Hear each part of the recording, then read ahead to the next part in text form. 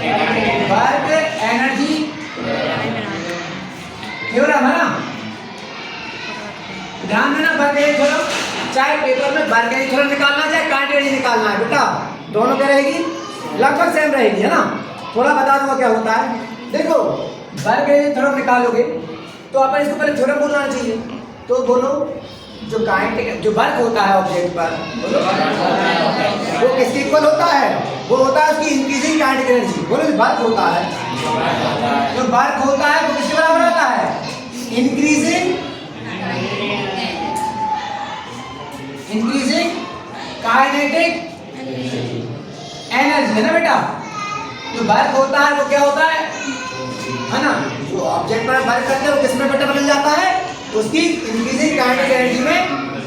ये है आपकी थ्योरम, वर्क एनर्जी थ्योरम। तो आप इसके प्रूव करेंगे, देखो लेट करेंगे, बोलो लेट करेंगे, एक ऑब्जेक्ट है, बोलो है ना, लेट करा है एन ऑब्जेक्ट, है ना, इट्स मास कितना मान लेंगे उसका मास एम, ओके। उस पर अपन ने फोर्स अप्लाई करा, अप्लाई क्या अप्लाई करा, फोर्स कितना एफ फोर्स अप्लाई करा, उसमें वेलोसिटी कितनी बढ़ गई बेटा, यू से क्या हो गई वी, उसकी वेलोसिटी क्या हो गई, इंक्रीजिंग वेलोसिटी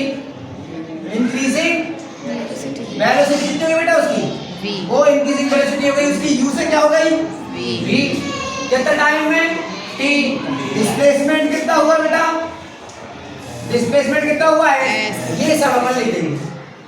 क्या लिख देंगे, कोई ऑब्जेक्ट है उसका मास है, उसकी इनिशियल वेलोसिटी u है, t टाइम बाद उसका फाइनल वेलोसिटी कितनी गई v हो गई, क्या अप्लाई करने पर फोर्स, डिस्प्लेसमेंट कितना हुआ, सब कुछ लिख दोगे।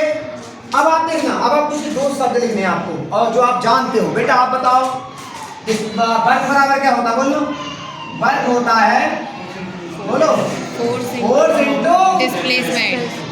जानते हो डिस्प्लेसमेंट, डिस्प्लेसमेंट के लिए कोई है बेटा, F बराबर क्या होता है, खूब जानते हो आप, क्या जानते हो F बराबर, जानते हो न्यूटन का सेकंड लॉ, ठीक है। तो देखिए 2 मिनट में हो गए, और एस का मान किस निकालना है, थर्ड इक्वेशन से। थर्ड इक्वेशन क्या होती है, v square is equal to u square plus 2as, है ना। देखो कैसे निकाल लेना, v स्क्वायर बराबर होता है u स्क्वायर प्लस 2as।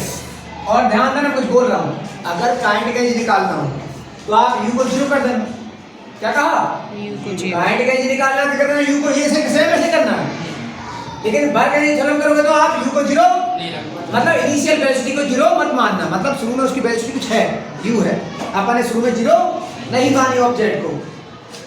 तो बेटा यहाँ से आप as का मान निकालोगे तो ये u कहाँ जाएगा, आ गया, तो ये as का as टू कहाँ जाएगा, दोनों को बटे कर दूं, v स्क्वायर बटे 2 u स्क्वायर बटे, बेटा यहाँ as का मान रख दीजिए, बोलिए v स्क्वायर अपॉन 2 और